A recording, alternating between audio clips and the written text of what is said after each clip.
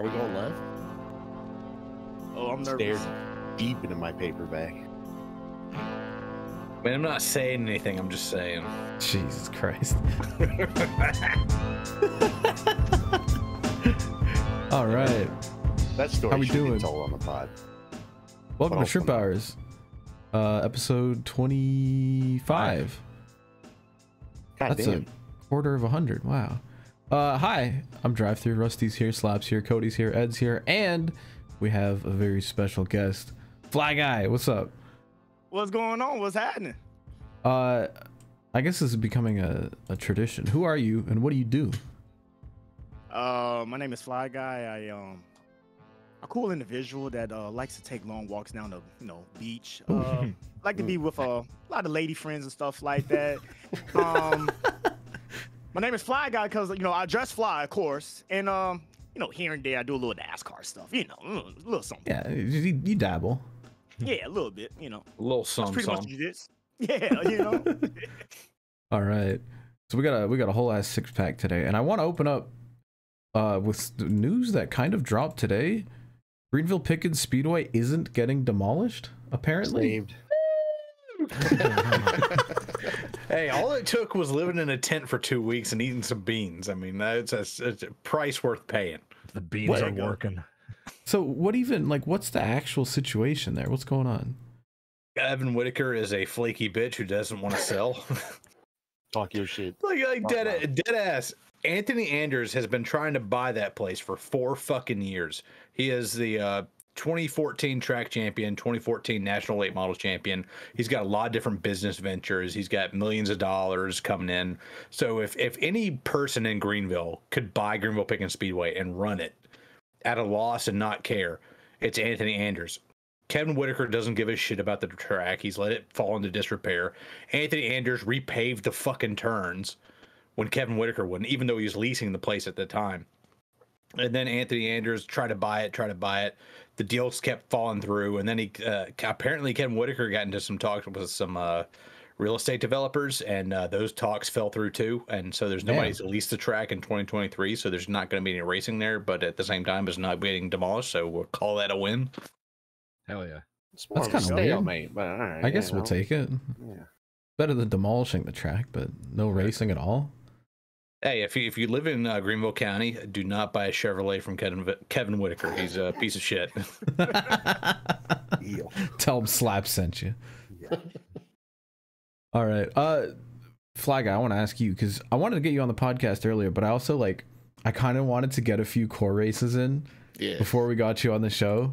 Because I know well, you're kind of new to the iRacing thing. Like, you started this year. Right. And I really want to hear what's been like just kind of throwing you into core for the first 3 races. How's that been so far? Well, I ain't gonna lie to you, bro. The first race, I probably took it more serious than anybody else. I had a spotter. I had, a couple of my lady friends right here sitting here cheering me on and stuff like that. I was ready, Then, I seen how everything was going. I'm like, oh, we're just having fun. Okay, cool. All right. Yeah. But though, it's been fun though. Like iRacing, for the most part, in the Judice has really been like a game changer and a change for itself. Because me coming from the consoles and stuff like that, playing on a controller, that's easy business right there. I can do that all day. Yeah. And now since I've been on iRacing, it's like, man, got a wheel, got to do this, got to do that. It's like real life, man. I see why these folks get mad now. Because now I get even when it's just a hosted lobby and somebody, we're just having fun. It's like you still get mad. It's like, yeah, people get pissed. Man. But it's definitely been fun though. I mean, far from the fastest guy though. But I love it though, man. I mean, I'm glad that, everybody that's been around in the community that's been rocking out with me, told me to go over there to the iRacing side though, I like it. And I really do, man. It's fun. Hell yeah. Yeah, it's been fun seeing your race with everyone, whether it's in the back or whatever. No, we got the reverse grids. You're all over the place. Man, I told bro, you gotta warn me next time because I was in the little, I guess, room or something like that, just in case if you get popped up into an interview or something like that during the race. And I'm sitting there talking to my spotter and stuff like that, cussing my ass off. We was talking about something like totally random, you know what I'm saying, about something totally different and stuff like that. And just out of nowhere, he comes on there like, "Hey, Fly Guy, how's it going, man? You know, you're doing very good." I'm like, "What the fuck?" Like, I didn't know what was going on. I was scared, man. Like, come on, man, you can't be doing that to me. But yeah, I mean, but it was fun though. Like, I really like how y'all got that whole presentation because I was showing my mama a couple weeks ago, you know what I'm saying? Like, yo, mom, you know what I'm saying? I'm in this league race and stuff like that. You know, she just think I'm playing a daggone video game or whatever. You know, and I'm like, well, mom, at least I'm not outside running around, you know what I'm saying, acting like a hoodlum like I was a couple years ago. At least I'm trying to stay in the house a little bit. So she sits there and watching and stuff. And she's like, wow, this looks like the real thing right here. I'm like, yeah, it's about as close as your son is going to get to it. Shoot, you better love it. Yeah, if you ever feel like avoiding the sweats and just chilling, there's always plenty of room at the back next to me and Rusty. You can come hang out with us. Oh, I've been back there with y'all the whole season, man, just having fun, man. You know what I'm saying? Like, especially me and Rusty, man. We back there, you know what I'm saying, playing tag and You're It and stuff like that. Like, it's been fun. It's been fun. You got a lot of speed, man. Yeah, dude, I've been driving my ass off and I'm sweating in the back and you're just on cruise control, like pulling away. So like, dude, you got to just give yourself more credit and like go to the front because you're going to put on a show up there, especially at those plate tracks. Like, cannot wait. Yeah, definitely. And, you know, another thing that was fun with me too as well is just, you know what I'm saying, the camaraderie, like, you know what I'm saying, everybody just having a good old time and stuff. And that's the main thing right there. You know what I'm saying? All of us just having fun, putting on the show, doing something for the community and stuff like that. Because I tell people this all the time. NASCAR is a big community, but it's a small community. You know what I mean? And it's cool that all of us, you know what I'm saying, content creators, live streamers, whatever, we all somewhat know each other and somewhat support each other in some type of form or fashion. And that's a beautiful thing because I don't see that type of camaraderie in no other community when it comes to, you know, gaming style or whatever. So that's a very beautiful thing right there that we all cool. We all try to help each other in some type of form or fashion, if it's raiding somebody or shouting somebody out or just participating in one of their races. You know, we all show love towards each other. And when I seen that, I'm like, wow, like it's really a tight click over here. And I like that. Hell yeah. It makes me happy. Especially dealing with my crazy ass. You know what I'm saying? That was one of the main things. It's great. I gotta be honest with y'all. That was one of my main things I told myself when I first started. I was like, cause I got to a point on YouTube where I was just making random videos and stuff like that or whatever. Like I was making shoe videos, I was making gun videos. So when a lot of people see my channel, when they see my channel and they be like, oh, okay, he does NASCAR and stuff like that, and they like go back a couple years and be like, wait a minute. Why is there like a year spread where you're just doing nothing but gun videos? Well, that was a time in my life that, you know, I was doing that, you know. I mean, I'm kind of a mixed blade real quick, man. You got to work with me. But with all that being said, though, it's like even with me, you know what I'm saying, everybody, you know what I'm saying, help me out, work with me and stuff like that. Show nothing but love and support. I mean, greatest feeling ever, man. Like, man, every day. And especially Rusty, he always thinks I'm playing when I say this to him, man. Like, I tell him all the time, man, like, bro, I appreciate you, bro, because what you did for me, you didn't have to do that, man. And he's like, nah, you was going to get it anyway. I'm like, nah, I got to pay homage to where it is, man. I appreciate that, bro. For real, I honestly do, man. Every time I see you, I do that. You lucky I ain't hug your ass like I wanted to hug you. When we was at Road to America. I ain't want the girl to be that was with me to look at me crazy, man, but it came across my mind, though. Well, you got lost and showed up at like what, middle of stage 2? I forget, but it took you a while to get there. I didn't know where I was going. I was confused. We had to draw you a map, I think. Yeah, I think you drew it for me. Yeah. But I didn't have data on my phone. I was going through like someone else's phone. I'm like, where's FlyGuy? Where's FlyGuy? And you're like, I don't know where I am. It's so crazy, and that race was so random. I want to say it was either Cody or Rusty. One of y'all had posted a picture on Twitter. It was like going to Road America. And it was on that Saturday I seen it. So I'm like, okay, they're going to Road America. So I think I hit one of y'all up. I don't know which one. And then I seen another picture. I believe it was Black Flags Man. I seen him post a picture. Like, damn, he going too as well. Like, literally, it was just off of, you know what I'm saying, impulse, like, all right, I got to go. So within 24 hours, got the tickets and stuff like that. I'm like, all right, 3-hour drive, they ain't nothing. I gotta be up there. And I'm glad that I went up there with y'all, man, to meet y'all, man. Like, it was cool. Nothing but love, nothing but positivity, man. Like, the coolest thing ever, man, for real. And I didn't know it was gonna be all these people that, like, you had, you know what I'm saying? So many people, I think this was gonna be a handful, but it was fun, though. Definitely a show, man. We definitely gotta do that again. Well, yeah, it's a shame it's the last cup race there. For now, Yeah. they might bring it back.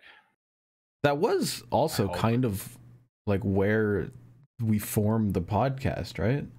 Wasn't it at Road America that we were like, all right, we got to actually do it? Yeah, that's where we started talking about bringing it back.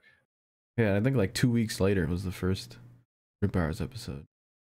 Okay. That's what's up, man. Yeah, Magic man, happens at Road America. Hey, man, it should. And you know, I ain't the person to you know, bring up anything like that. But it was one, I think it was the previous podcast, you know, so y'all was talking about, you know, say a couple little things that had happened or whatever, and the one guy had failed. Yeah. Mr. Cody, why you didn't tell your story? What's that? Why you didn't tell your story? What story? Of me falling? Yeah. Oh, the scooter story? Because I think we told it on a previous podcast. Oh, did y'all? Okay. But yeah, long story Did we short, tell the scooter story? Yeah, I think, yeah, long story short, I may or may not have had one too many adult beverages. I got on my little electric scooter to go to the bathroom. Easy, dude. And that gravel just went to take the turn, and just on that gravel, it's loose as hell, and just the thing just stepped out right from under me, and just one of my favorite things, FlyGuy, we were going through your vlog, just seeing like your experience at Road America, and the shot when you because you tried to get out and you got lost over, you come back to the campsite, and I think your girl's filming from the passenger seat, and you can see Cody just kind of like stumble up and like get on his scooter and leave. And that was the last time we saw him. That was the fateful trip. The fateful voyage, yeah. He's just so totally funny how out he of it. came back though. He came back like it was so nonchalant. Like he just comes back and just sits there and just chill and just says nothing. You know, I had my son with me. He's concussed. My son, he hits me. Is like, Daddy, he's bleeding. I'm like, who? Oh, okay. We got this type of stuff going on. All right. Cody's just sitting there trying to play it off, like, you know. And once in a while you see him do this, you know. But he was chilling though. Dude, one of the hardest moments I've laughed in recent memory was DriveThrough retelling his point of view of that incident, and I was just fucking crying. Dude, because I didn't even realize like you came back and you're just sitting there, and I see you're like bleeding on your forehead. I'm like, Cody, you're bleeding. You're like, it was the bridge of my nose. Actually, I still have a tiny little scar. The teeny tiniest of scars. It's not big, but it's still there. You're just like, oh, I know. I'm like, did you fall off your scooter? And you're like, you just didn't say anything. You just sat there. I was like, are you okay? And you're like, yeah, I'm fine. And by that point, I was like so wasted. Cody's just like sitting there being all like chill about it, and I'm just like fucking blitzed out of my mind. Like, Yeah. he said, he's good, man. He's good. I don't care. He's got to be good. Well, at least I did the opposite of the golf cart guy. Instead of fucking up my face before like everything started in the weekend, at least I waited till after everything was done. Yeah, at least we waited for the last night to break the tent and fall off your scooter. I was gonna say, what broke Knock the first, shelf Cody's over. face or the tent? Like, The I tent think it was broke simultaneous. I think it was Wasn't that the night I flashbanged DT with that fucking? No, that was that like was the nights previous earlier. night. Okay, yeah. You flashbanged was me, that and one. 1,000 lumen flashlight. No, DT what- like snuck up behind me, and I like, flashbanged him right in his face. You guys really left Road America something to remember you guys by, dude. what Jesus broke the Christ. tent is you did the same thing to me, and unlike DT, I wasn't able to save myself, Dude, and I we- kind of tripped over one of those poles. we literally almost burnt Road America down to the ground with that flashbang. Like, You guys are the reason they aren't going back. You guys, I don't think we're allowed back. That's why they moved the cup race. It was because of us. I don't even know if I said this, but one of the very last things we did at Road America, we're waiting for Cody to come back after he like dropped all his stuff off in Milwaukee, and he was gonna drive me and Slap down to Chicago, and we're tossing a disc around, and Slap, like the very last thing we did at Road America was Slap ripped one of my discs like up into these bushes where it was like almost impossible to get to, and we couldn't see it at all, and we're like, oh my god. One last thing for Road America to remember us by. But then I you got it, found though. the disc. I got it. though. Yeah. I'm very experienced at digging through bushes for discs. And your friends. You didn't need a pole this time. No pole. Yeah, no pole necessary. Well, one thing that surprised me the most at Road America, because it was totally different when I went to Chicagoland, was that the level of security. So I'm driving up there or whatever, you know, and I'm not gonna lie to you, I was kind of rushing a little bit. You know, I had a long night the previous night before. I went to bed like around 5 something, got up around 10. Gotta leave out by at least 11 to make it there by 2 o'clock green flag. So I'm probably passing up Milwaukee, and it finally dawns to me real quick, like, wait a minute, Fly. I still got my firearms with me. Now, granted, I'm licensed to carry, right? I'm licensed to carry, but me going to a NASCAR track, how is this gonna work out? And I'm thinking to myself, like, all right, maybe it's one of those parkings where, you know, you park on the outskirts, then you walk up. All right, it'd be cool. It just sits in the car or something. So when I see that, no, it's all enclosed, I'm like, oh, man, this might suck right here. Literally, the level of security was, no disrespect, but just 2 old ladies. Yeah. Yeah. People are setting off like fireworks RPG into those tracks. Yeah, we're chill. I was, man, I was wild. It was crazy to me. Like, when I went to Chicagoland, like, you had people with wands, you had, you know, saying Chicago off-duty PDs up there, you had everything. But Road America was just, you know, you gotta just walk right past them, just get in the race for free. The only time I've ever been to a race with wands is when Trump went to the 2020 Daytona 500. Like, the president. Yeah, they brought in the TSA. Any other time I've been to a NASCAR race, it's just like they just do the little, hey, set your keys in here and just let us check your cooler. Yeah, they do the bag thing. It's like that gif of that like 9-year-old blind guy barely doing a pat down. Yeah, the guy goes like, ooh, ooh. But no, it was fun though, man. Like, first time being there though, and man, in person, and it always gets me like this too as well. Anytime you go to something in person after seeing it so many times on TV, even if you go to like a basketball, football arena, it's so much smaller in person. Like, we literally walked that first straightaway out of, what is that, turn 3 or something, in that first long straightaway. We literally walked that 3 times, and it didn't seem like that long of a walk. And I'm sure that's a good, almost a mile, almost. Something like that. I think so. It's a good little ways, and we walked that about 3 times from, you know what I'm saying, the beautiful directions that Rusty was telling us. Like, yeah, we're in turn 5. I'm like, turn 5, all right. I'm looking at a map like, all right, it says turn 5 supposed to be over here. We walk over there like, no, it's not that. And go back around again. Then like, no, it is over there. We walk over there again. No, it's still not. Before I knew it, we ended up over there by the daggone carousel. I'm like, yeah, we're definitely in the wrong area now. Then finally, you know what I'm saying, DT finally drew me a map. I'm like, oh, I was like, you gotta go cross the bridge, then we're there. Right. Gotta go across the Johnsonville Bridge. And I think when Rusty had told me, he's like, gotta go across the bridge, I'm like, there's like 3 bridges I'm seeing right now.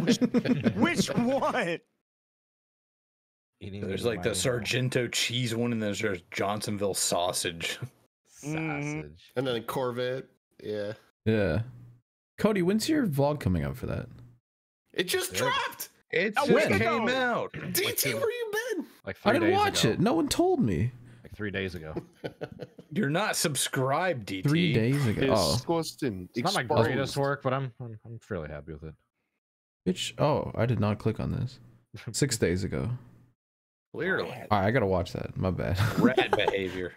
Cody been dropping some videos though, man. He dropped that video, then he did a video of his setup and stuff like that. I really like that one. I'm like, dude, I swear you and I are in each other's minds, because I was telling you about that the IndyCar, that like arcade IndyCar game you did a while back. Yes, that I was thinking about doing a video about, and then all of a sudden you show up with a video on your channel, and then for like weeks I've been thinking about doing a setup tour of my setup, because I did it at the end of 2018 and the end of 2020, so I wanted to do one at the end of 2022.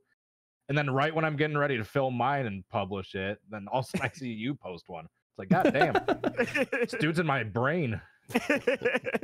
Well, I ain't gonna lie to you, the IndyCar one, that was more random right there, but I think that's kind of a tradition when it comes to a lot of content creators. You know, end of the year and stuff like that, you just make a setup video and stuff like that, kind of show off what you got for the whole year or whatever, how it improved from the beginning of the year towards the end of the year. That's how I went into it, thinking about it. Yeah, Yeah. That's pretty much the same mentality I had. So yeah, fair enough. Mm-hmm. I like your setup. You're what's that? Is that a Moza? What's that wheel brand you're using that I haven't really heard of too much? I'm glad that you said that because I'm trying to get sponsored by them real quick. But this right here is you know, a Moza what about I say? Okay, R5, isn't it? No, this is R5 right here, the base. Oh, okay. But the wheel, this is the RS V2 racing wheel. MSRP $500. Okay, but I got it on a little sale though. You know what I'm saying? But 13 inches in diameter, a full genuine leather. You know what I'm saying? On the back, you have a quick release. You know what I mean? Nice. You have your cut this man the check. Cut him the check. Yeah, I'm trying to tell you. Call him up. Like, talk to me. Put a campaign going. You got your shifters.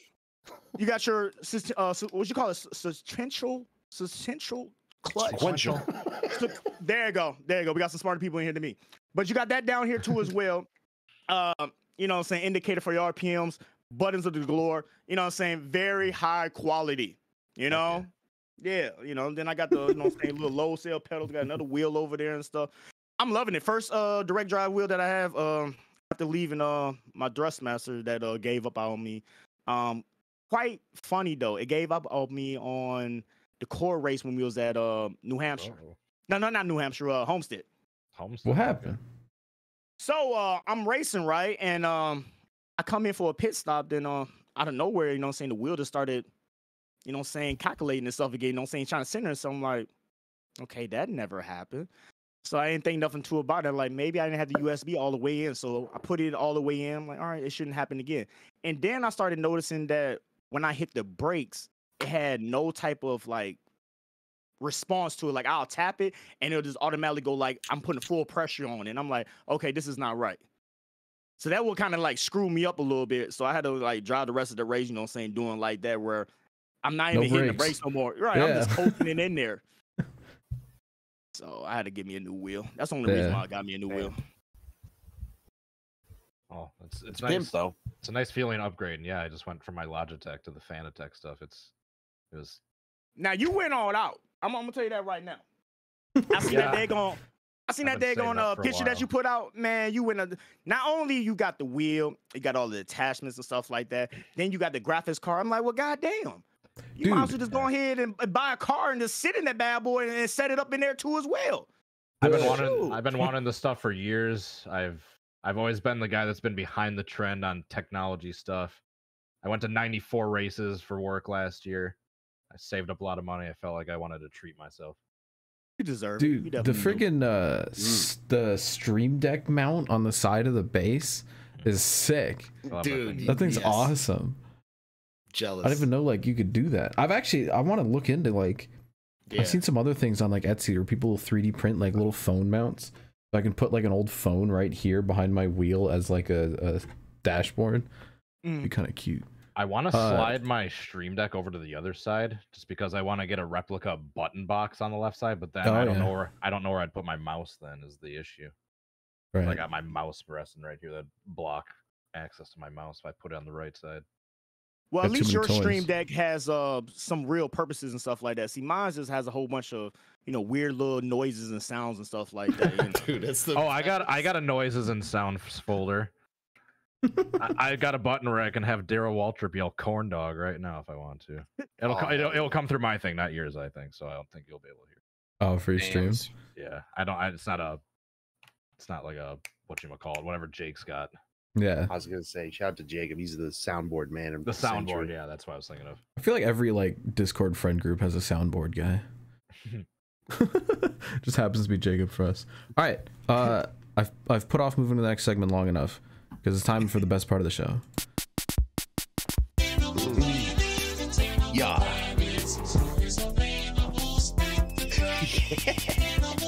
Yeah, everybody get him in real quick.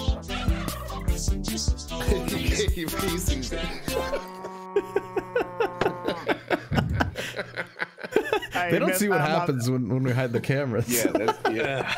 I'm not messing with y'all, man. We start chugging some drinks.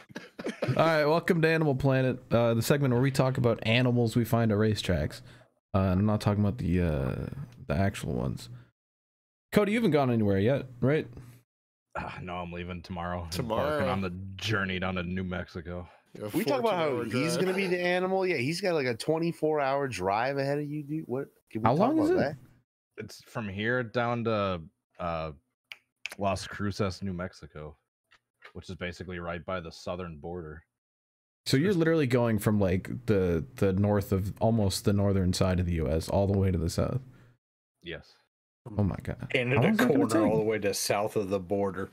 How many hours is it? How many hours is this drive? About 23 and a half. So Oh I'm my god! I'm splitting it up into 2 12-hour days. I'm staying tomorrow night in Wichita. Are you Hey, getting work. paid for both days at least? Work pays for my travel. All right, all right. There you All go. right. See, that's how you now it all makes sense now. That's how you was able to buy all that stuff. See, low key, you know what I'm saying? Cody, he's a coyote. All right. Yes, I had to say it. He's a coyote. That's what it is. You know, good lord, man. New Mexico. Hey, I Dude, finally got road my running. dream job. I'm trying to bust my ass as hard as I can to save up for all the stuff I've wanted for years. I gotta feel say you. it almost feels illegal when you do like your travel expense and they pay you per mile. Like it feels like you're like literally like I don't know. I don't want to Cheating say the this out loud. But yes, it feels like you're Leasing them. Yeah. They got money. It's a big company. You'll be right. Whenever I use my personal car, I get I can reimburse my invoice by the mile. Whenever it's a rental car, which I got approved for this trip, so I'm not putting any wear and tear in my own car, I just submit all the gas receipts. So they just pay me back what I spent on gas. Then I got Well, the yeah, rental but- car expensed by the company. That They makes pay for sense. your food. You like get a bunch of junk food and then like put it on their Oh dime. yeah. Yeah. Oh yeah. Oh, yeah. now we're talking, dude. I would Mm. ransack every liquor store and put it right on that. I needed it for work. Yeah. Jesus. It was a prop for my video. I'm gonna write that off on taxes. Yeah, You're I get to gone spend- for like a whole ass week, right, Cody? I'm gone from tomorrow, and then I'm coming back on the 17th. I'm 17. gone for like 2 weeks. Oh shit. And then I'm Damn. home for basically a day, and then I head up north and spend 4 straight days covering snowmobile races up in northern Wisconsin. Oh no. Oh, no. Shit. Gotta be careful on Bad them time, dude. snowmobiles. Bad time. Shit, I didn't Dude, even think of that. Sorry. I'm just upset. Yeah. Fucking Ken Block, man. What a legend. And it's I crazy remember, though, like everything like- that you know saying he done did in his life. Dude, like I was like 10 years old. And my dad's like, hey, look at this video. This guy drifting. Fucking Gymkhana 2. Yeah. And I was like, dude. that's the coolest shit I've ever seen in my life. When he goes in and out of that warehouse, I was like, oh my god. That's insane. And then he just kept dumping these sick videos. He did that one with Top Gear that blew my mind as a kid. And then I got to race against him in fucking Dirt 2. And then you get to meet him in that one Need for Speed game. Oh my god. There might be a Dirt 2 curse out there we got to watch out for. And everybody Dude. protect, bubble wrap the rest of the people that were in that game. Yeah, Travis Pastrana almost joined that too this year. Shout out. Yeah, that was He's almost too joined close. it many times. I mean, That's what fair. he does, let's face it. He's That Jumping is out of a- fair. Jumping out of a building and having your parachute like 1/4 open is not the play, though, dude. That was almost it. In like That's crazy. in a car So video, scary. like that was kind of out there. He's just base jumping for Also, effect. I don't know. little daring.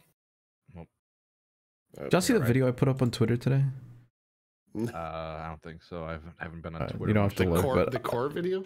Yeah, I made Yes. a Ken Block livery for Core, and I pulled a sick drift, and I put it on Twitter, and I felt very proud. Oh, hell yeah. Okay, but is there any actual Animal Planet to speak of? Does it have to be at a racetrack? Nah, No, nah. it's just off-season, people well, baby. people acting like animals, anywhere and Okay. everywhere. I got one. All right. All right. So this week y'all know, you know what I'm saying, it was New Year's or whatnot. And I'm a person that likes to go downtown to Chicago a lot, you know, Wrigleyville area. You know, you usually can find me over there somewhere. And on Friday, I go down there myself sometimes, you know, every time, you know, my friends don't want to go with me. So I'm down there having a good old time, having a couple of drinks or whatever. It's about 2, 3 o'clock in the morning. I walk to the local Cane's real quick, give me some chicken tenders and stuff like that. I'm having fun. I go to the bathroom and I post a picture of me being in a random bathroom at 3 o'clock in the morning. I put it on my story or whatever the case may be. Yeah. And as I'm in the bathroom, whatever, taking a picture, literally the craziest stuff ever. I never knew that there was a guy in the bathroom. And when he was in there, because I was in there for probably 2 minutes or whatnot, took and then washed my hands and took the picture. He comes out and was like, hey, you want me to take a picture for you? I'm like, hey, yo. We're not doing that, bro. Nah. Nope. Here, go stand next to the urinals. Nah, I'm good. Right, And I kind of look at myself like I set myself up for that because obviously he must, I don't know, peep through the daggone stall or something like that and see me sitting there. I only took one picture. That's my cat. That's my cat. Okay, I hope y'all didn't see that. I mean, he had to see me through the stall or whatever the case may be, and I'm like, nah, bro, I'm cool, man. You know what I'm saying? And it depends how you catch me sometimes. You know what I'm saying? Sometimes I'm cool when I'm drinking. Sometimes it's like, hey, back away from me. But I was like, nah, I'm cool and stuff like that or whatever. He's like, no, I can take a good picture out. And then he started telling me this, 2-minute story and how he used to be a photographer and stuff like that. And the saddest thing is, I sat there and listened to it. So we're just sitting here having this conversation in the bathroom. He still hasn't wiped his hands yet. Oh. Was it Slap? Yeah, it might have been Slap's brother. No. But we just sitting there having this 2-minute conversation about how he used to be a photographer and this and that and blase. And I'm like, yeah, I gotta go, man. It was nice talking to you, man, but I don't think this is a proper, environment at 3 o'clock in the morning. I've been drinking. Obviously, you're under the influence of something. I don't know. And we're talking in the bathroom. I gotta get up out of here, man. I'm sorry. But that was kind of my weird little moment of the week. Nothing too crazy, but yeah, kind of freaking That's out pretty a little funny. bit. That definitely qualifies for Animal Planet. What the absolutely behavior right there. Damn. Photo op while taking a piss. He's just trying to be a homie. Like, hey, I'll get a nice picture of you. Here's my credentials. You just emerged. Get this guy out of here. Come on. But I couldn't get mad at him too much though, because like I said, man, I mean, he obviously had seen me in there taking the photo. So I mean, I didn't have my daggone camera on loud or anything like that. So he didn't hear the little Photoshop or nothing like that. So I'm like, he must was peeping or something. I don't know what he was doing. He definitely did a line in that stall and then came out and shot his shot or something. That's the only explanation. Yeah, stuff like that happens, I guess. It's all right. These things happen. Yeah. Slap, how's UPS been after the Christmas rush? It's been fine. I think everybody's been jovial with the holiday spirit and all that. All right.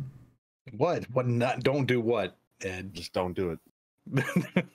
No, we don't have to tell that story. I'm just looking for animals. No, everybody's been super nice with the holidays and everything. I'm sure they have been now. What about the gym, Rusty? Except there's people trying to return shit they don't want. Oh yeah. So I had a lady try to return 100 pounds worth of furniture. Oh. Little end tables. End tables that hadn't even been taken out of the box. There was a rug she had taken out of the plastic liner. She's like, "Can you take this back?" I was just like, "Do you have a liner or anything to put that in?" And she's like, "No, I threw that away." I was like, "Well, can you fish it out and put it in there?" Because she's trying to give you just a rug rolled up. Yeah, like a rug that's rolled up. And she's just like, "Well, you can tape it shut so it doesn't unravel inside the truck." I was like, "Yeah, but it's gonna be damaged. It's gonna get all this crud and crap on it, and then Amazon that you bought it from, they're not gonna accept the return because now it's damaged." Did you make sure there wasn't a body stuffed inside it before you packed it away? I did to make sure there was no rats. Hit that rug with the black light. There's definitely a blood stain in that or something. Just trying to dispose of evidence. Yeah, but when I go up to her apartment or whatever, she's like, "Yeah, I have these 2 boxes over here." She's pointing to a corner I can't even see from the door, and I got this rug over here. It's on the other end of the living room. I can't even see it. Lure you around the corner. Yeah, she's like, "Can you?" Snipe you. And then she's like, "Can you come in here and get these?" I was like, man, we're not allowed to enter people's homes. Like, well, why not? It was like I could truck mud through your house, or I could slip and fall, and then we have to get the homeowners insurance involved. Yeah, you could be a murderer. Yeah, the other thing was like those long stay residence hotels and stuff. We used to like deliver individually to like people's hotel rooms they had, but one UPS dude got held up and robbed and was held as a hostage at one point. Nice. Jesus. So now we leave all that shit at the front desk. That so somebody told me about that, and I don't walk into people's homes. I was like, you gotta drag that over here, lady. She's like, oh, but this is heavy. I was like, the tag says that it weighs 25 pounds. It can't be that heavy. Dude, that's a very similar story. This is an able-bodied woman, probably in her late 20s, early 30s, and she's just like, I can't move that. I'm just a woman. Man up. Yeah. She's she's like, I can't move that. I'm just a woman. I was like, you're gonna set your entire gender back by about 50 years. Like, come on. Come on. Disgusting. She drags all this stuff up here. Of course, she's up on like the second floor, so I gotta drag it down the stairs down to the truck. No elevator at that apartment. Oh God.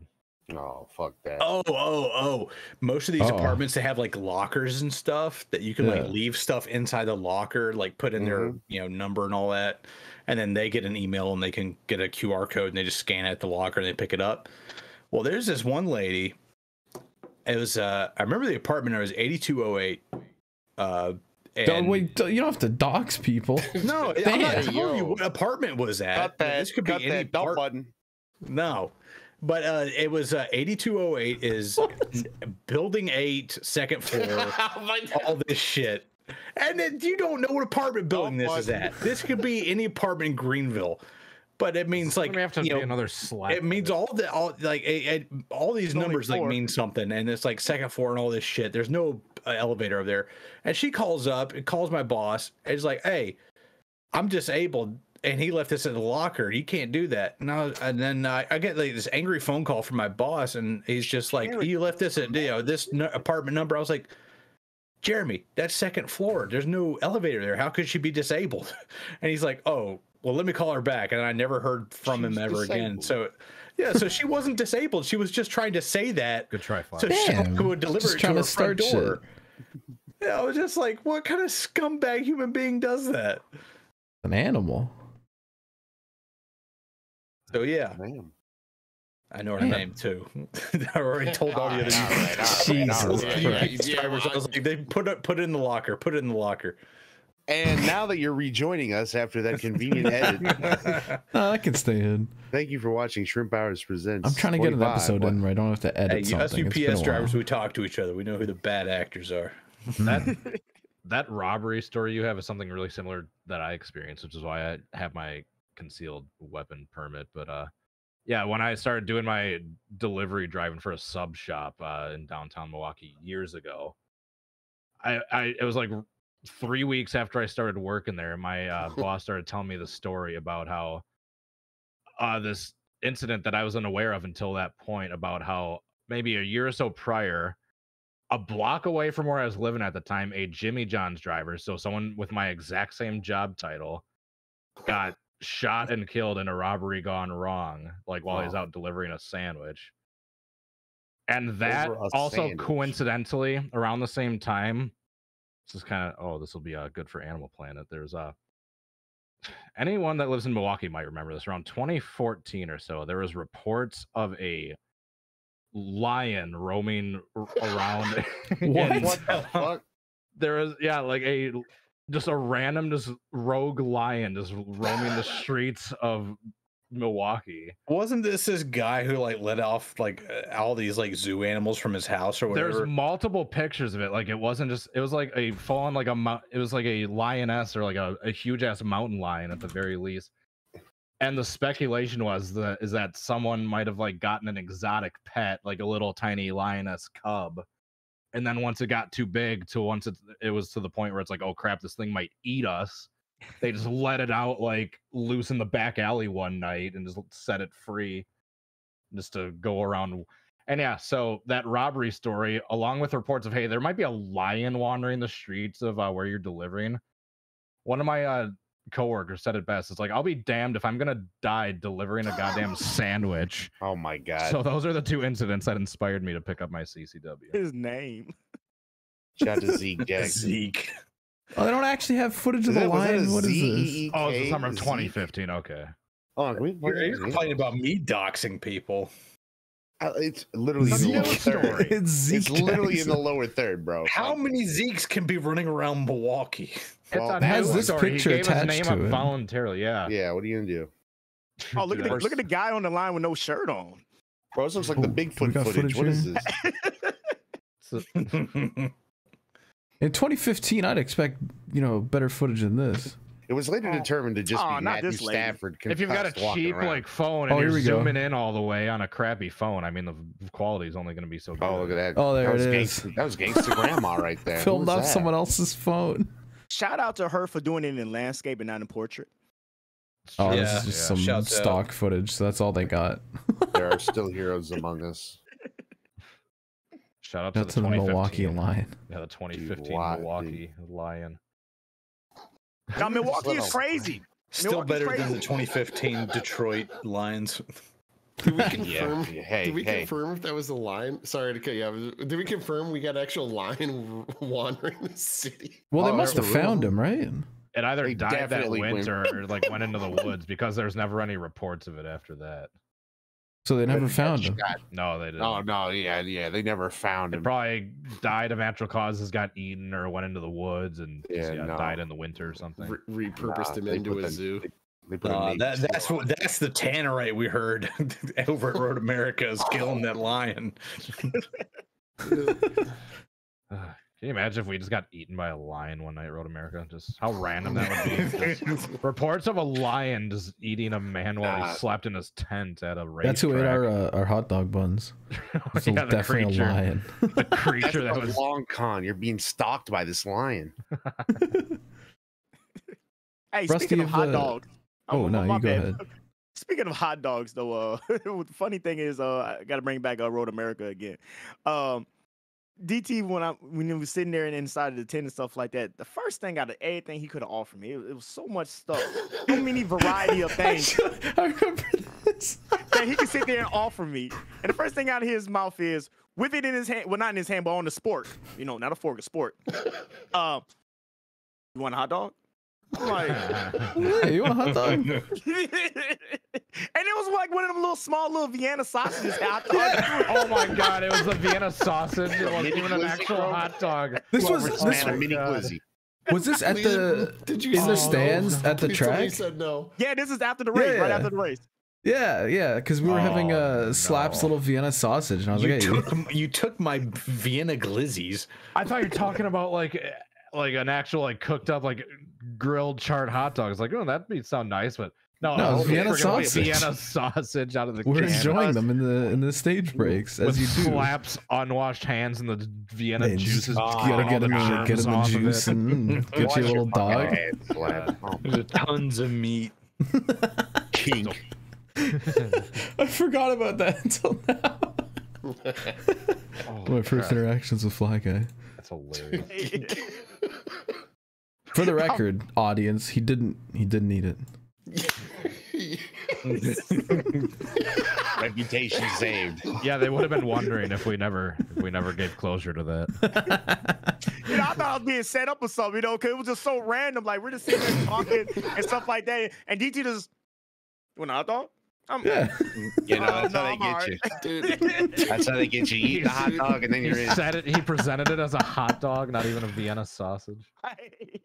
Oh. the fact that he said no, that's my new favorite person of all time, because that was a complete setup and you passed the test. So thank you. I love That's you the for vibe check. Good times, though. Definitely good times. Will you eat the Vienna sausage? Send us an email. ShrimpHoursPresents@gmail.com. Yeah, and you gotta roll the music if you're gonna do that. Wow, hold on. We're not jumping there yet. Because I've been trying to ask Rusty. Any animals at the gym? How's the gym been? Ooh, I love this. Unfortunately, dongs out. yeah. Unfortunately, I got We got a like dong check. We need more stories from the bench. I hate to let you boys down, but as you guys know, leading up to the show, I unfortunately got sick about a week ago. Oh, and right. I literally haven't done anything for literally since last week. Yeah. Oh, that's fair. Hopefully. But maybe we'll return tomorrow, but I feel like I got to show some respect to like the general public and like kind of give it like a day or two cushion after. Yeah, that's fair. Go spread the disease. No, I'm not. I'm not trying to be one of those guys. So any germs that you bring in can't be any worse than anything that was already floating around in that hot tub. So, so we'll be back. Hopefully for next week's show, we'll have some content, if you will, for like Jim. Dongs out on the bench. Yeah, what's the over under on Dongs out when he goes back to the gym? I'll put it at like 3. Yeah. I think it's an absolute lock. I'm just glad you made it this week, because last night you sounded like DW in that one Bristol race. It was not good. Yeah, last night I told these boys, I'm like, I'm not coming. Like, because you could like, dude, it was literally DW. Painful. Yeah. It sounded like death. Yeah, and I got bullied. Boogity. Let's go racing, boys. So I've been muting throughout the whole episode, just trying to like, I don't Rusty, know. you're a trooper, you're a scholar, and you're a hero for doing appreciate it, boys. We're here having fun. You do sound significantly better. That tea must have worked. Yeah, hot tea and honey, baby. Tea? We were telling you to have some hot tea and honey last night. What are we drinking? Jim Beam and Guinness. Oh my god. It's great. That's great for the throat. Wash it down with a Cuban cigar. That's my vaccine right there, actually, of choice. Tastes close enough to medicine. But the crazy thing is, hopefully you don't have the C word, Rusty. Hopefully you don't. But I caught it twice in 1 year, and it's so crazy that not the C word. I went 2 years not catching it, like just living life like normal, traveling around doing whatever I want to, nothing. And for the most part, with me doing a lot more live streams and trying to be a little bit more committed with content creating and stuff like that, I spent a lot more time at the house in 2022 than I have ever did. And I caught it twice. And I'm like, damn. How does this work right here? Like the first time, it's crazy. This is, look, audience, this is dedication right here. I don't know who all seen when I made that video of abandoned racetracks when I went to Chicago Motor Speedway, the original location for it. That day is when the day I caught it. I was sick as a dog when I made that video. And that day, I remember it was like 70 degrees. I think it was like March or something like that. I was like, I gotta make this. And I'm just sick as I don't know what for that first day. Then after that, I felt fine. Went, got checked out. They say, yeah. I'm like, all right, cool. It's eventually to happen to me, whatever. Then fast forward a couple months later, I get sick again. And I'm like, all right, maybe it's just the change of weather and stuff like that, but it's getting dramatically worse. The second time really kicked my ass. And I go to the hospital, whatever the case may be. They check me out, and it's like, yeah, you got it. And I'm like, God damn. I got it again. Like, good Lord. Like, come on, man. But, yeah, that was definitely something not to play around with. I was definitely one of those people at first, like, like whatever.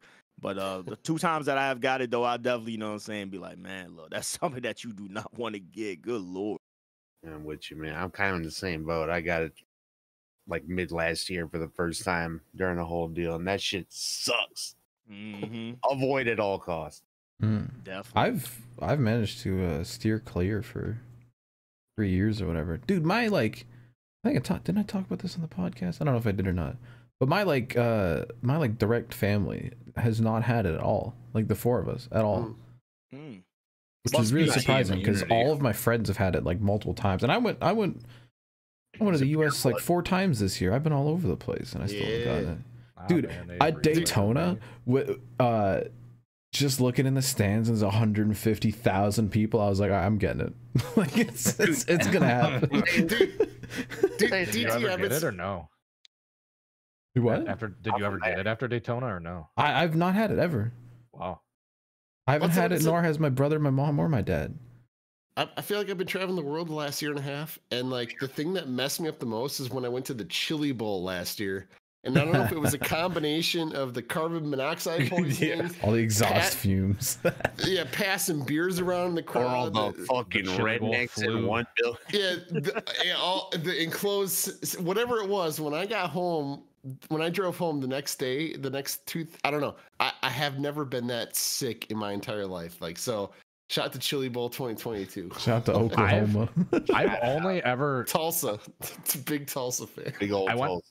I went to 60-some races last year. I went to 90-some races this year. I've only ever had COVID once, and that was after a family event for Christmas last year. Oh, you had a COVID wedding, didn't you? God. Yeah, you had a mass. No, it wasn't a COVID wedding. It was I got sick after the wedding this year, but I tested negative. Oh, okay. But it was Christmas last year is where I tested positive for COVID. Classic. But that was the downside. The bright side was that I got sick and then recovered just in time before the Chili Bowl. So my immune system was all recovered and boosted up. So then I didn't get the infamous Chili Bowl flu like everyone else did. After the Chili Bowl, I was fine. The infamous Cody got me. Cody was got me. patient zero. Yeah, it was a setup. Cody got me. I was in my 10 days in the clear before I ever went there. I was in my 10 days of isolation before I. Well, isn't it like 5 days now? Yeah, it kept getting shorter. Yeah. I think it was like 10 days though between me having it and leaving to go on that trip. So I was well in the clear. Dude, I got even like a full 7. So you got to watch. It might take a little bit. I got COVID back in October 2020. I haven't had it since, but I had the sniffles for like 3 days and I was fine. And then I was trying to like get back to work. So like after like 2 weeks, I went and got tested. Like, no, you're not. You're still not. You still got it. And I was like, all right, wait another week. You still got it. So I like sat there with like it just lingering in my system for 3 weeks, showing absolutely no symptoms whatsoever. Did you get paid for it all though? Do what? Did you get paid for those 3 weeks? Yeah, I got paid for the first 2 weeks, and I had to go like jump through some hoops to get like the next week of pay. But come on, advantage of that PCR test. Hey, I was like delivering to like a hospital at that time, dude. I caught it on the job for sure. Damn, I respect it. All right, that was Animal Planet, I guess. The next segment on the list is the media check-in. What games have we been playing? What movies have we been watching? What television programs? What are we up to this week? Lots of Christmas movies. How the Grinch Stole Christmas, A Christmas Story. Yeah.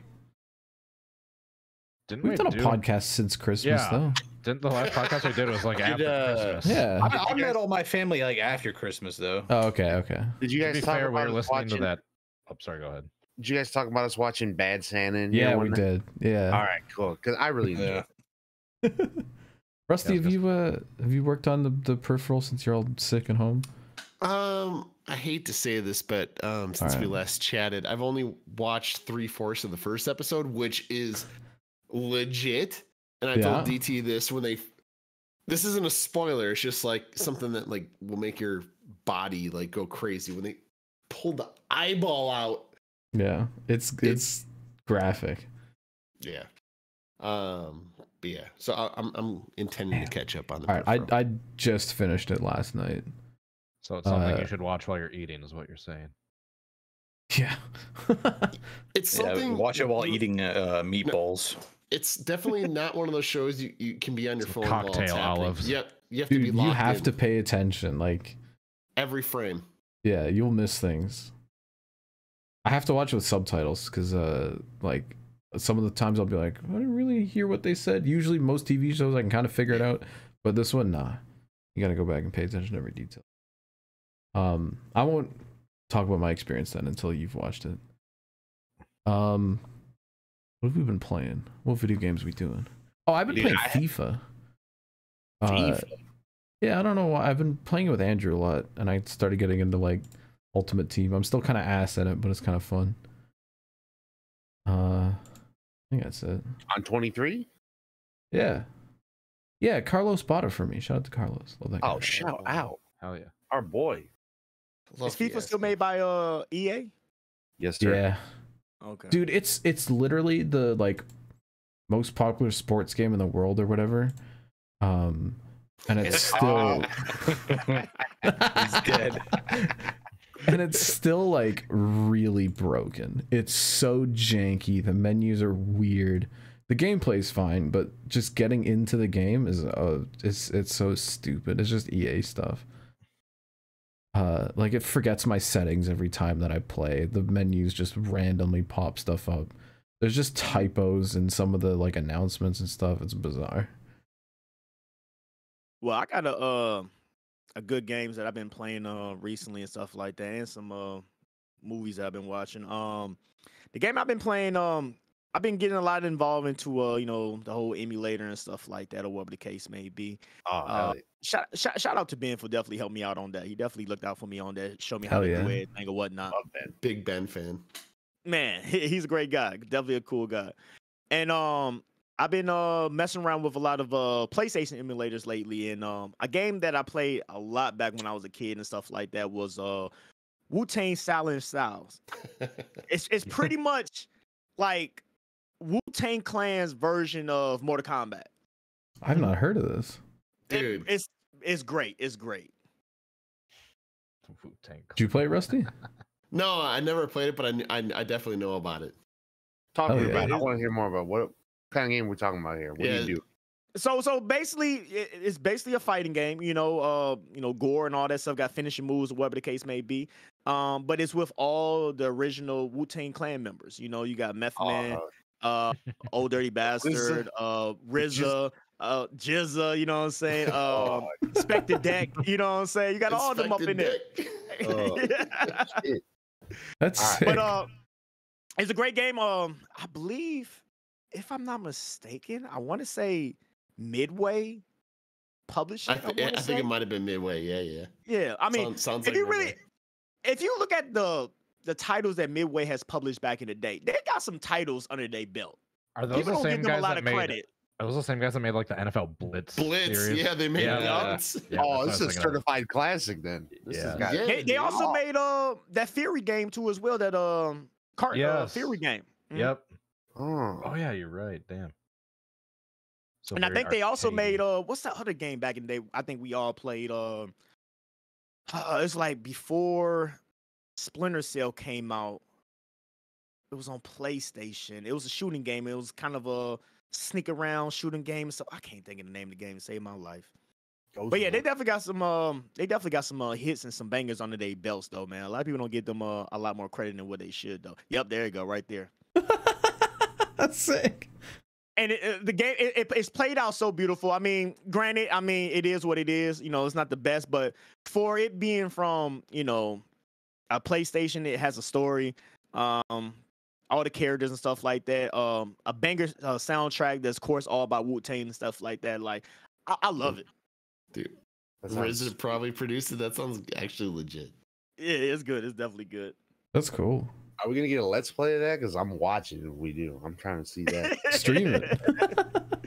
Definitely. I mean, I got another page that I be messing with here and there where I do like a lot of Call of Duty and stuff like that. Because of course, you know, I play other games besides just racing and stuff. And I'll be over there, you know, saying more of the randomness, I guess you could say. Like I put a let's play on there of Black. I look at Black as being the original Call of Duty. Yes. Was so that's the Codemasters one, isn't it? Is it? Black. That was a weird one, I think. Not too sure about that one. Is Quake the other game that you were thinking of? EA made that. EA made that. Oh, it was Criterion. That's what it was. It was yeah, these are the guys who made Burnout, and they decided to make a shooter game, and apparently it was sick, and then they never made another one. Okay. But yeah, that game is good though. So I got that on there. Got some soul. Shout this out. Shout this out. Pivot, right? Yeah, where's this at? Oh, FlyGuyOnly773 X2. That's it. On YouTube? So the reason, yeah, on YouTube. So the reason why I did it like that, if you just type in FlyGuyOnly773, that's gonna pop up too as well. Like right. I don't know how I got it like this. It's surprisingly, but I got the algorithm in such a way where if you type in Fly Guy Only on Google, everything pops up. Twitter, Instagram, all that stuff just pops up all together. Hell yeah. So I'll be over there playing some shooters and stuff like that. More of the I wouldn't say randomness, but you know, see more of the chill back. You know, like I said, I do other stuff than just racing and stuff like that. So I'll be over there having fun, talking my stuff. You know, same old Fly. Hell yeah. All right, cool. That's definitely a fun game. I need to. Oh, wait. Also, the movie. I got a movie too. Oh yeah. So the movie that I've been watching, I'm not a big anime person, but this is my all-time favorite movie. So I always catch myself watching it like over and over and over again. Kiki's Delivery Service. Oh, a classic. That's one of my favorite movies of all time, right there. Yeah, so I haven't watched that heard of it. I haven't watched that since I was a kid. Right? Yeah, it's a yeah.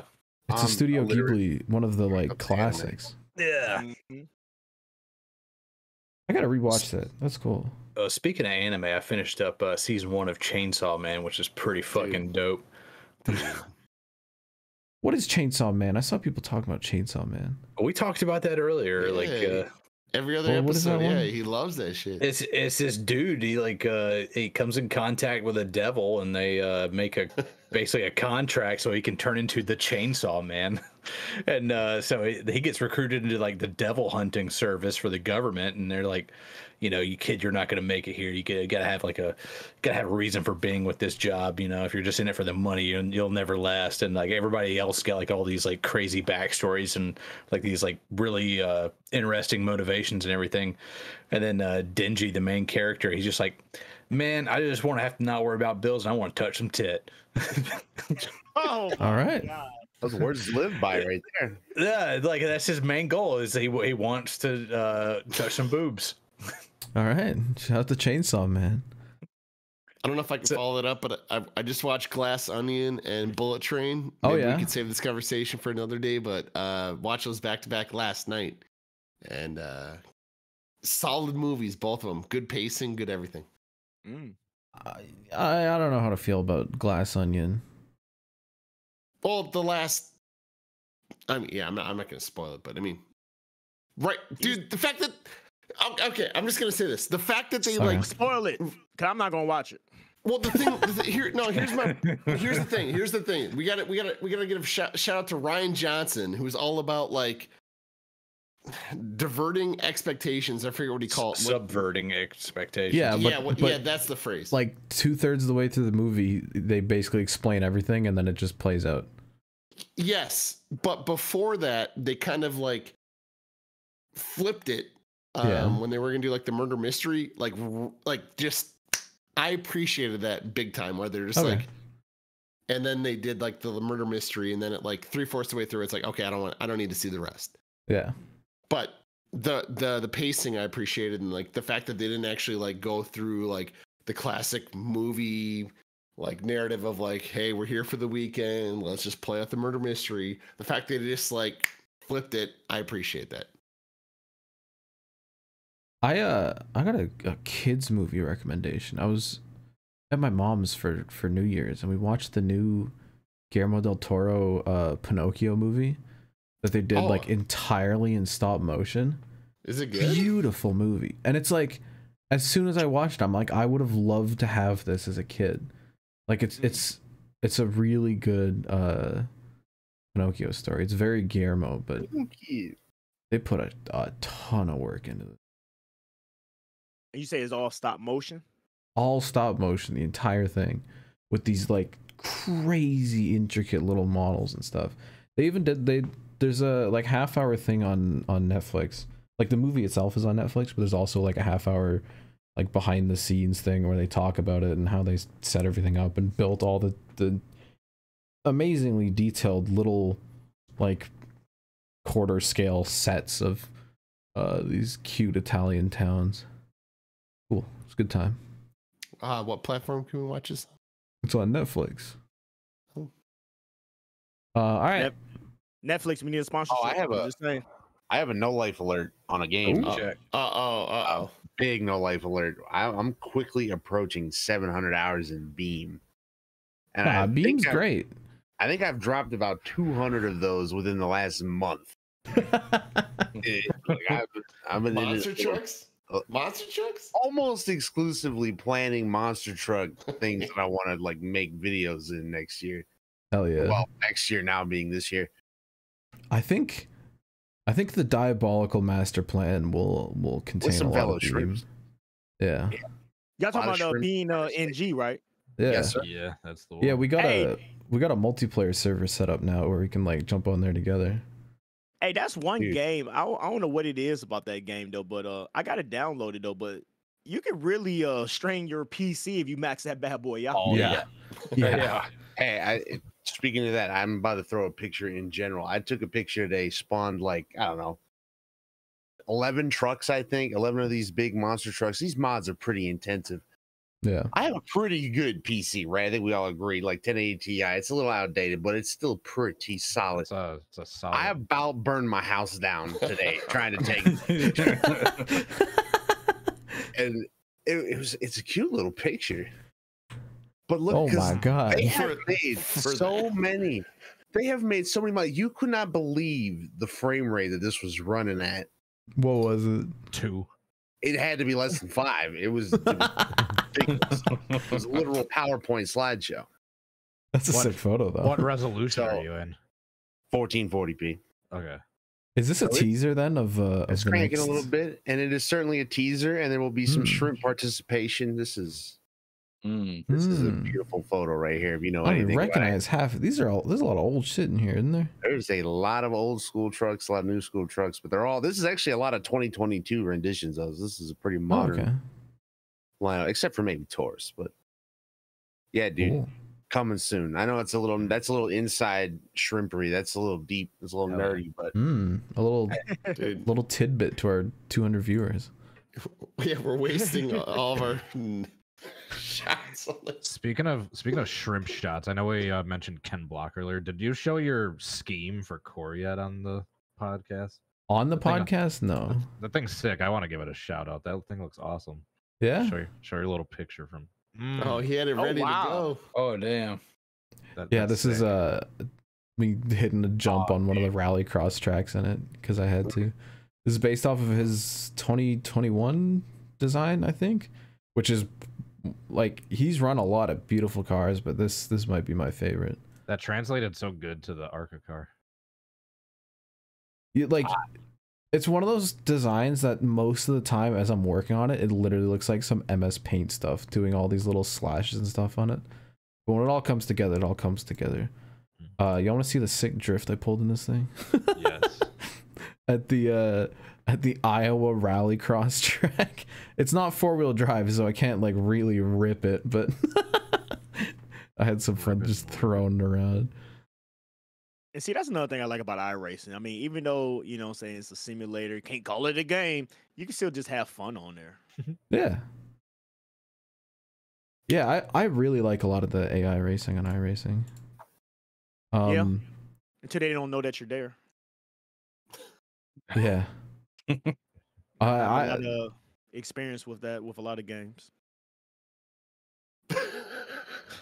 I'm slightly worried about Martinsville tomorrow for core. We'll see how that goes. It might be an absolute shit show. It like reasonable, dude. With how many cars we have this season, I feel like we're gonna no. It shouldn't be a shit show because in officials our cars just left Martinsville. Yeah, they should have had a practice. You could have practiced with real people all week. So I'm not trying to hear it. Right. I'm gonna sit in the back and relax. I'm gonna treat it like a restricted play track. You know what I'm saying? Y'all go ahead and have fun, go 3 wide, wreck each other, stuff like you only got one fast repair, 80 laps, get out of here. Dude, the guys that know they're good, and they're gonna be there at the end. They're just gonna be patient. I mean, Travis might like Travis has told us that he's just gonna send everyone. Yeah, Travis might put on like literally. If Travis is behind you, watch out. I feel like we have a super talented roster. I don't think you should worry. And even the ones that aren't super talented, anyone on the roster that doesn't have an insane amount of talent, I think makes up for it in etiquette. We did. Yeah. We've ran Wilkesboro on some other tracks. Martinsville last year, I feel was perfectly fine, and we put on a banger. So yeah, it's gonna be a good show. No, I gotta say, I mean, the finish of the current Daytona setup, that 3 wide for those 2 laps, I mean, that was incredible right there. I wish I was so much a part of that, but of course I got wrecked out. You know, dude, you got through the wreck and then got sniped. I got a bone to pick with him. I forgot about that. Oh, we got beef. Yeah, I got a bone to pick with Sean. Oh yeah, and then Sean just came up on the track and took everyone out for the last caution. He goose up, he goes down there, you know what I'm saying, in the grass and stuff like that. Instead of being a gentleman, you know what I'm saying, and slowing it down, and like, well, they'll probably throw a caution. I'm one of the front runners, you know, whatever. He just guns it, comes back across the track into the turn 3, looking like Matt Kenseth back in the 2006 Daytona 500 or whatever. And I'm just like, yo, I couldn't even slow down in time. Yeah, I got a bone to pick with him. Well, to be fair, Tony like turned left on Matt, and then Matt. Oh yeah, listen to the Tony fanboy. Speaking of the Tony apologist. This is the first time I've ever like defended. Tony's never done anything wrong. He's never killed anybody on track. Oh, Jesus Christ. On that note, we're going to the next segment. And thank you for joining us after this convenient edit. Wash your fucking hands, slap. Send in your fucking mail. Send them in, guys. Wash your fucking hands, slap. I don't give a fuck, man. You better send in those emails at this point. Goddamn. Welcome to fan mail. Fan mail. Fan mail. Fan mail. We got this banger. For free. Shout out to Ben, does all the music. We love him. Remember, folks, if you want to send in questions or concerns, ShrimpHoursPresents@gmail.com. Write us in. Concerns. Yeah, there should be many concerns. I just got another email like an hour ago. What the hell? Oh boy. Yeah, don't screen it. Buzzer beater. I screened everything else though. All right. First email comes in from Doggo. Oh God. With the subject line, Patty Hearst, maybe I should call her. And he says, writing this in 2022, so hey from last year. And hopefully we didn't get game ended by some ancient calendar expiring. But that would be pretty baller. Damn, well, some shit happened already. Doggo wants to hear about the craziest lies told by our parents in our childhood. He says, I was told that in the event of a thunderstorm, do not leave the AC on not because you normally wouldn't do that, but instead a lightning bolt would come down and smite only the AC. Y'all try and top that. P.S. Ignore the caption, my shit was hacked or something. Thanks, Doggo. Yeah. I don't even know. I really can't. I had time to think about this and I still don't know. I kind of fucked it. I thought about craziest lie my parents told me was Pokemon was demonic, and so they took all my that's South Carolina right there. They took all my Pokemon stuff, my Game Boy, the Pokemon games, trading cards, plushies. What? They told me they burned it. Like 2 years later, we left the church that we were at. And then my parents like apologized to me, like, we never actually burned it, we actually had it like in a storage shed somewhere. Here you go. Jesus, what church? At least they admitted they were wrong. You're right. That church doesn't exist anymore. By the way. I wonder why. Did it get visited by a rider truck or something? Why are you saying like that? No. They went into bankruptcy. They went into bankruptcy because there was like. My mom worked with the lady who was like the preacher's wife, and they just like mismanaged all their money. Oh, imagine that. Yeah, so they ran out of money and they went bankrupt. They sold it, and that building is still there, but it's some other church and some other pastor runs it. They bought it for pennies on the dollar. Hopefully they don't take Pokemon away from kids. Yeah, so so if you ever wondered why I don't believe in God anymore, now you know. Oh, no. You took your Pokemon away. What else were they wrong about? What else did they lie about? Why you're in a tent eating beans. Jesus Christ. Hey, no, it's taken. No, it's taken.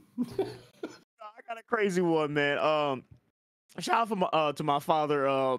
He's been keeping it real with me since '92. Sometimes a little too real, you know.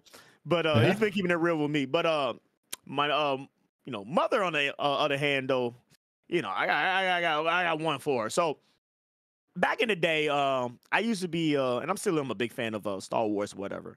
And I had one of these big, like, it's like one of those like industrial, like almost like poster type things that you can buy at Walmart or something like that, like real big, whatever, where you can draw stuff on, or whatever the case may be.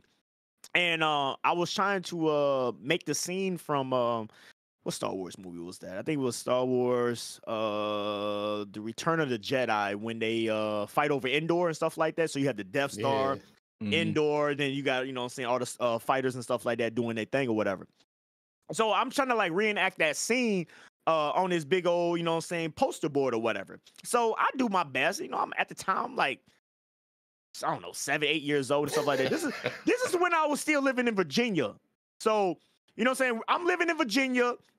My backyard is goddamn woods and stuff like that, or whatever the case may be. You know what I'm saying? So I got this board or whatever. I drew it out. It took me like 2 days to do it.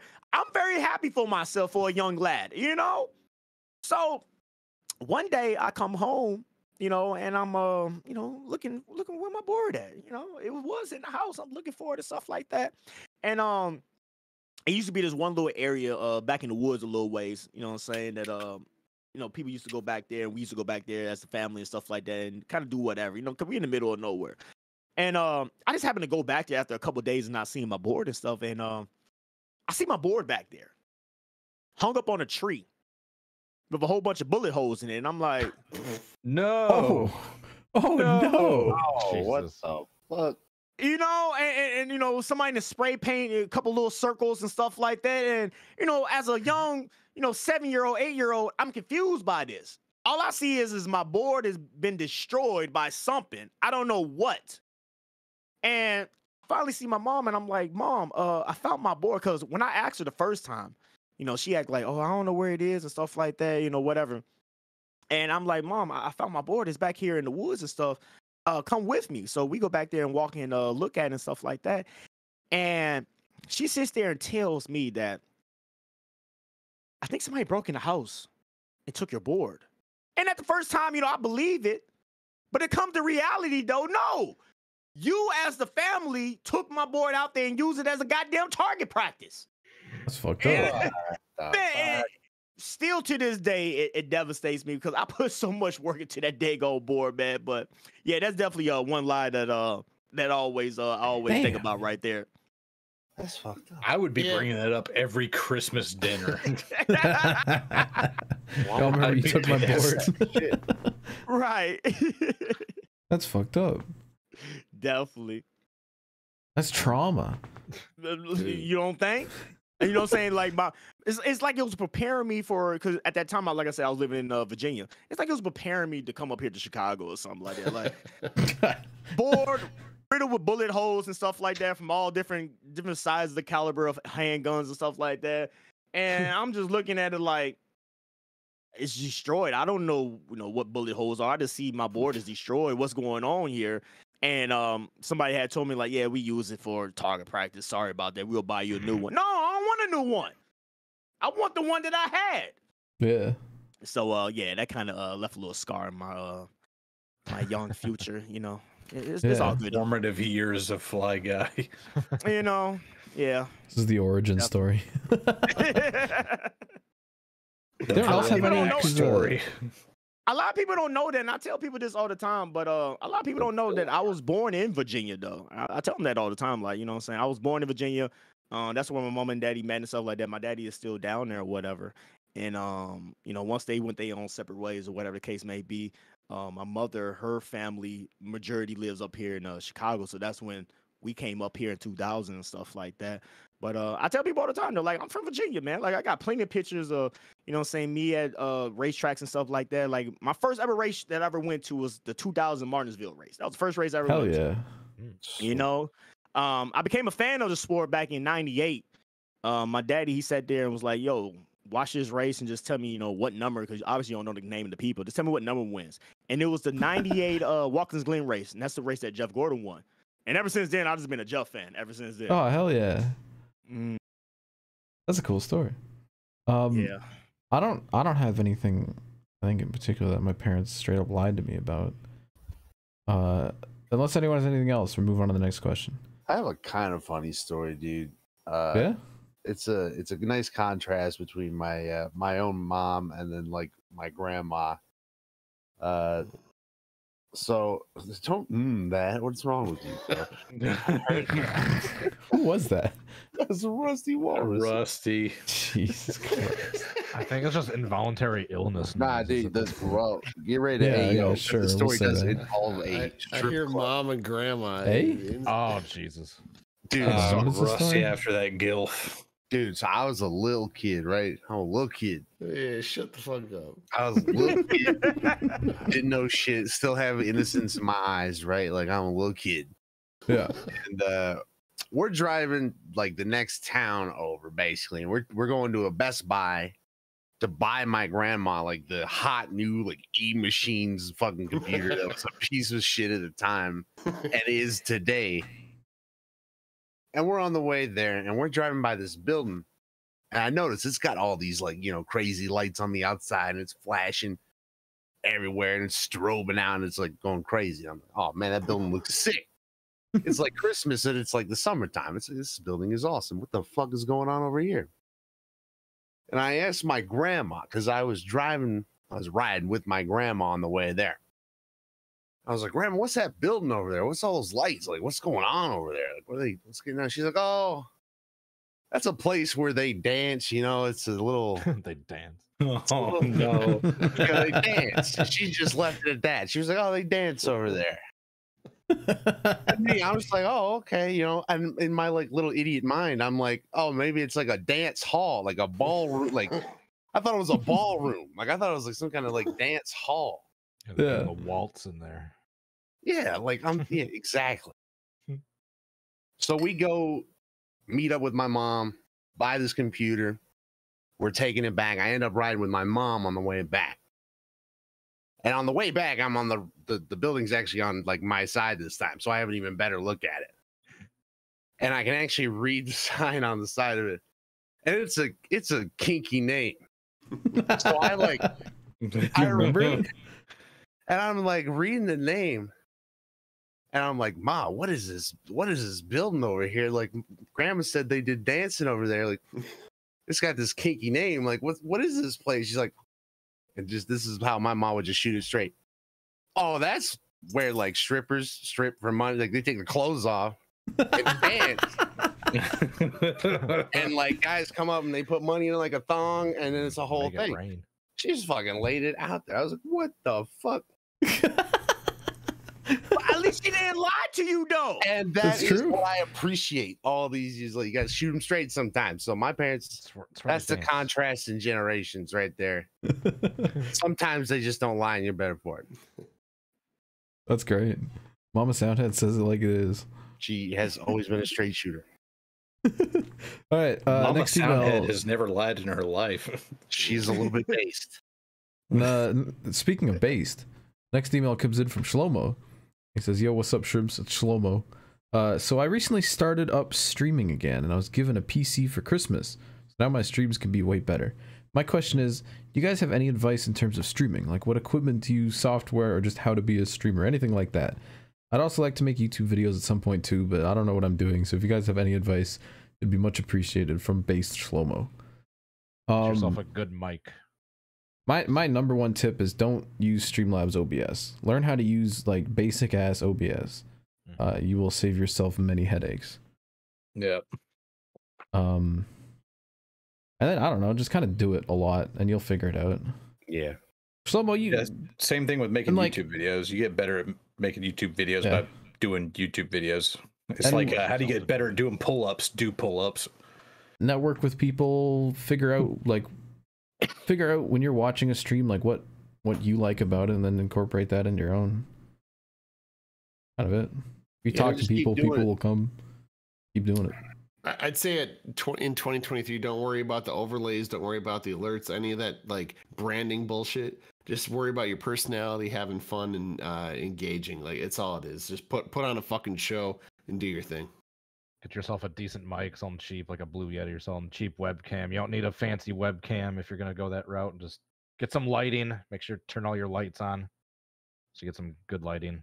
Good lighting to make like a bad webcam look decent. I literally have a like sub $100 Blue Yeti, and my old iPhone is a camera, and some like $25 Amazon lights. You'll be right. and just a big ass green sheet. Microphones are the most important thing. Don't worry about your video. It's about the audio. I'm gonna tell you right now. That was my biggest thing right there, going through making videos, and not just videos, but this guy right here. But not only videos, the audio though. Audio is one thing, you know what I'm saying? You can make any subpar camera look good with the right lighting. So that's easy, you know? Yeah. But audio-wise, though, that's more of the trickier part. And right here, I got me a little Shure mic or whatever hooked up to an interface and stuff like that. Well, sure. It's the gold standard, no big deal. Right, you know? But I'm a person that gets very loud, though. So couldn't use, because every condenser mic that I use, every time when I get real loud, it just clips. And I did so many presets and settings and stuff like that. It's kept on doing that. And this is like the only mic that truly like works for me, where I can sit there and yell at it from the top of my lungs, and it's not gonna hurt nobody's ears. Man.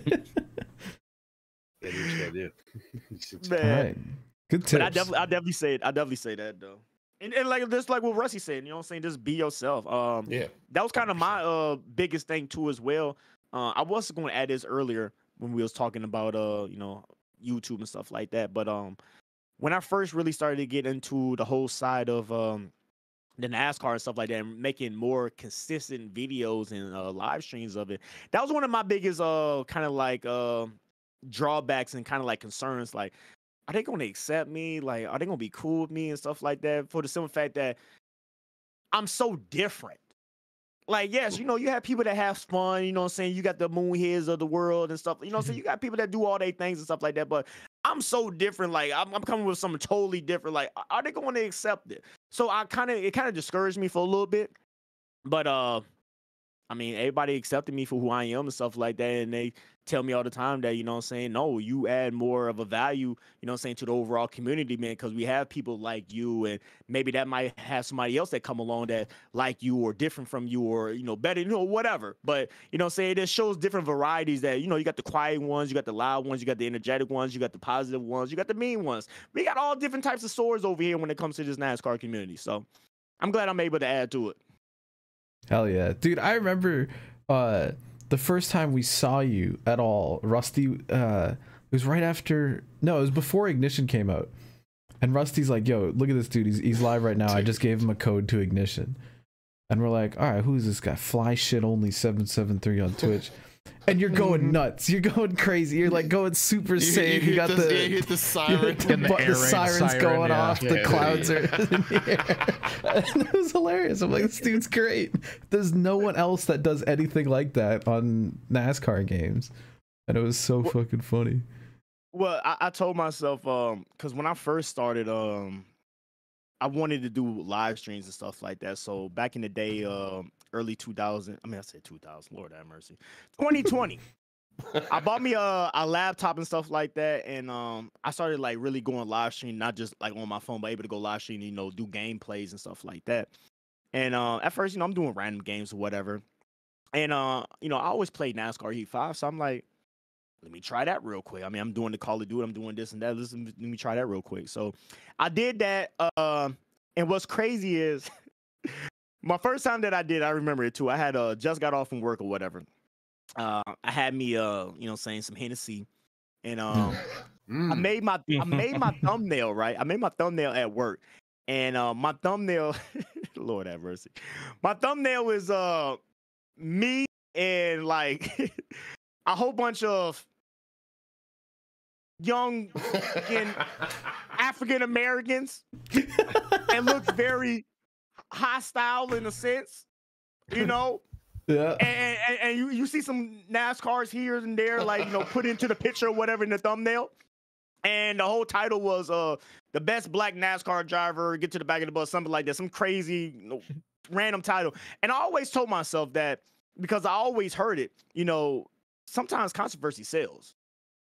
So if you say something that's controversial, where, you know, catchy title, catchy thumbnail, whatever, but they come there and see you and be like, no, the dude is actually good. I mean, he's crazy. Good. He's too good. Right. You know what I'm saying? They'll rock with you. So that's what I did, you know, and that's like the origin of, you know, how it all started and stuff like that. And just from there, you know what I'm saying, I just kept on doing it or whatever. Then I still remember it to this day. I was sitting there doing NASCAR Heat 5 and stuff, and Rusty comes in there like, yo, you got a code and stuff? Like, a code for what? I'm like, this ain't the real Rusty right here. And I go to the page, I don't see no videos, but I'm still subscribed to the page though. Rusty, so I'm like, damn it. I'm like, okay, this got to be him, because I'm still subscribed to the page. This got to be him right here. I used to watch Rusty all the time. But he had sent it over and stuff like that. And, you know what I'm saying, I jumped on there, and then pretty much ever since then, man, y'all see the person that y'all see to this day. Hey, best damn show, like, in NASCAR, period. Hell period. Yeah, we love Fly Guy in this house, dude. Dude, if you're on a play track, tune in. Like, you got to watch. Appreciate it. Thank you. All right, we got 3 more emails to go through. The next one comes in from Mr. Ass, and it's very simple. And he says, what are your crazy ass 2023 motorsports predictions? Which I feel like could be like its own episode at this point. Want to do like a whole ass predict the future. Crazy ass 2023 motorsports predictions. Brad Keselowski's gonna win a race. I hope. He's gonna win the Daytona 500. Oh God, I hope so. He's gonna go to the playoffs on one race. He's gonna go Super Bowl off on one win. Yeah. Yeah, I don't have anything off the top of my head, but we might have to do yeah, well, we should just do that for like next episode. That should be a segment in the next episode. Or maybe like the week before NASCAR stuff starts as like a big predictions thing. Or that could even be a Diabolical Master Plan video. Ooh. The only thing I could think of is it could possibly happen just from how everything is going right now. I feel like in 2023, I feel like it's going to be an announcement where they just take Texas off the schedule. Fingers are crossed. I mean, honestly, I feel that. I mean, everything's been going south for it. They did just drop it from 500 miles to 400 miles, so we'll see. See? And then they only got one day to drop it off the face of the earth. Turn it into a mall. Nuke it. Turn it into a camping world. Yeah. Sell the land. That's one we won't mind. No, reconfigure booming real estate market. No, reconfigure it. Come on, just reconfigure it. Nah. I just got done watching this one guy, not to make it too long, but I just got done watching this one guy. I wish I could remember his name, give him a shout out. But he did a whole little segment of talking about I think it's called Texas Motor Speedway Nightmares or something like that. And he was just talking about everything that has led up to the point that we're at now. Wow. Yeah, NASCAR nightmare track. Yeah. Yeah. Wow. That's crazy. Like it's been doomed from disaster from the beginning, it seems like. Yeah, when they wrecked immediately in the first race. Right. Like I don't know. I mean, me personally, I'm a guy that loves super speedway racing and stuff like that. The intermediate tracks is like, but I deal with them because there's so many of them though. But yeah, I mean, even with me before, everybody else started saying this, like I've never been really a fan of Texas. I never really been a fan of Texas, and Charlotte is like here and there with me, whatever. Yeah. But I always been a fan of Atlanta though. The last year or so at Charlotte has been a nut. Like, not gonna lie, when they're ripping the top this year, are you the next gens there are pretty sick, dude. Even Xfinity, they were ripping the top like it was like Darlington. Like, oh my god, dude. But they fucked up Atlanta. Yeah. They should never turn that into a super speedway. Dude, Atlanta might be based in like a couple of years. It might be. Why is that, based. Dude? Because it's based now. What do you mean? No, you can see it in Xfinity. You can see how it's going to play out. Hopefully, in the Cup side in a couple of years, when the tires start to fade, I feel like you're getting a glimpse into the future. Like it could be one of the best tracks on the circuit. Okay, there's a good prediction. Good Atlanta races. Yeah, because I was sitting there telling myself that too as well. Like once the surface starts to fade a little bit and stuff like that, it's not gonna be wide open all the time like how it is right now. Yeah, dude, it's so it'll be like Daytona in the 90s. Lift. Yeah, you have to lift. You're gonna have to lift. It's gonna be a nut. And I think that what they're gonna end up doing, they probably gonna end up, if the speeds get slowed down enough, they might mess around and take the restrictor plate off or the spacer off. Yeah, run more power. Yeah. All right. Things to think about. All right. Next email comes in from our good Australian friend Andrew R. The Ned Discoverer.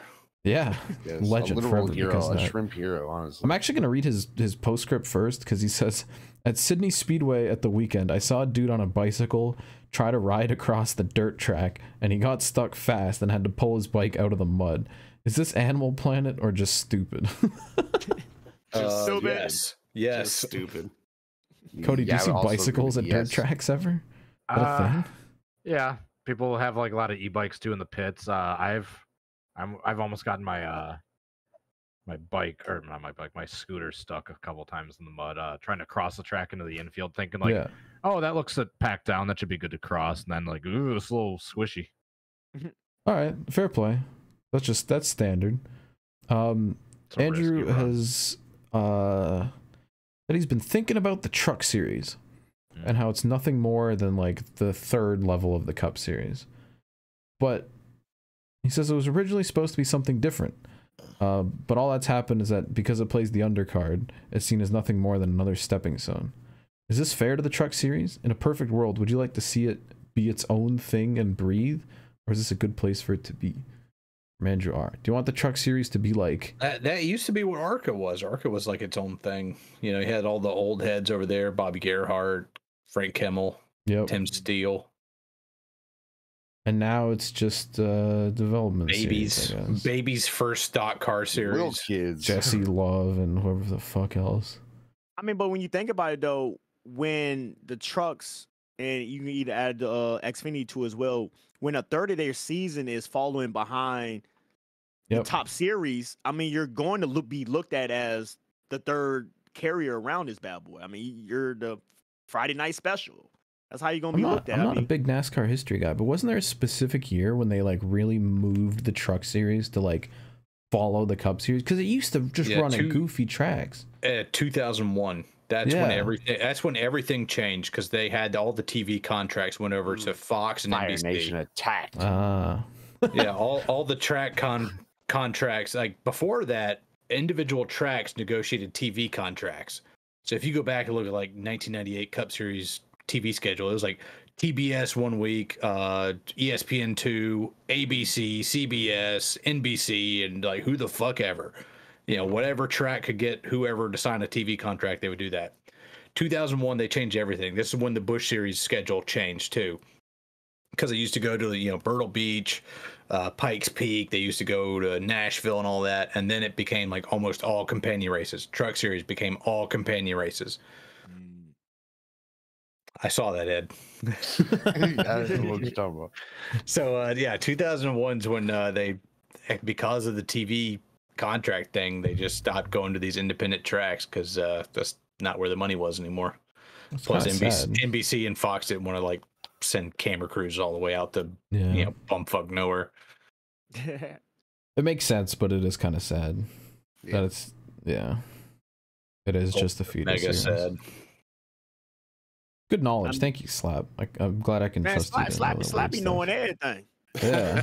And then it's all conspiracy. It's all the big media companies. They're trying to take out the truck series. Listen, we gotta have a resident evil genius around. That's what's happening. Got to. All right. The email that came in literally an hour ago is from Harley Payne. You're lucky. And it's titled "Shrimply Had a Wonderful Christmas Time." Hello, Shrimps. I hope it isn't too late. Here's my email. Hope y'all are having as not terrible of a start to the new year as possible, considering it's been a rough 72 hours. Everybody died. Kind of fuck no. In personal news, I've decided to get my pilot's license this year, so that's cool. That's big. Oh, shit. As for my question, in the spirit of it having just been Christmas, what was the best and or worst gift you've ever gotten for Christmas as a kid? Have fun, wash your hands, don't eat any strange canned meat. FlyGuy followed that one. P.S. Which Transformer do you want to be? Can't say best or worst Christmas gifts? I don't know. Best Christmas gift I ever got was this Huffy bike. It was like red with like flames on the side of it. Yeah. Oh hell yeah! And I fucking ripped that thing. I was going downhill so fast I broke the chain on it and it wrapped around the axle and I fell down and ate shit. Oh my god! I like had road rash all over like one side of my body. I didn't break anything though. But yeah, I rode the fuck out of that thing for years until it's like I just literally broke it. And the worst gift I got was my Game Boy and Pokemon Yellow version, which my parents took away for 2 fucking years. God. I remember getting my I think it was 2009. I got a PS3 for Christmas. That was fucking big. Because I was what, 11 years old. Best system ever. It had some damn good time on there. I mean, I would love to know how many hours I dumped into some of those games. Especially like Gran Turismo 5. I just played that forever. Yeah, good times. One of the best. Oh, there's 6. Yeah, I can't reach it, but it's on my shelf over there. I can see it. It's behind the camera. Got all my PS3 games. Go get it, nerd. You won't. It's over there. It's over there. It's literally like on the other side of the camera. There's a shelf. All right, we'll take your word for it. I can't think of like a worse gift. I don't know, maybe some socks or something. But dude, I love getting socks now. No, now that I'm older, dude, like I fucking got like a shower curtains last year. I thought that was like the greatest gift ever. That's true, but we're talking like gifts getting as a kid. That's fair. Yeah. Like if we're getting socks as a kid, it's like fucking toys. I got like colored pencils one time, and I wanted to like end it when I opened them. I was like, "Hey, was it like video game sized?" And you're like, "What is this?" It was just like it was not even like good ones. It was like those crappy like what? Not rose art. What do you even call it? Yeah, they're like garbage. Oh, dude. Rose art. Yeah. Yeah. You can't imagine how much I can relate to that.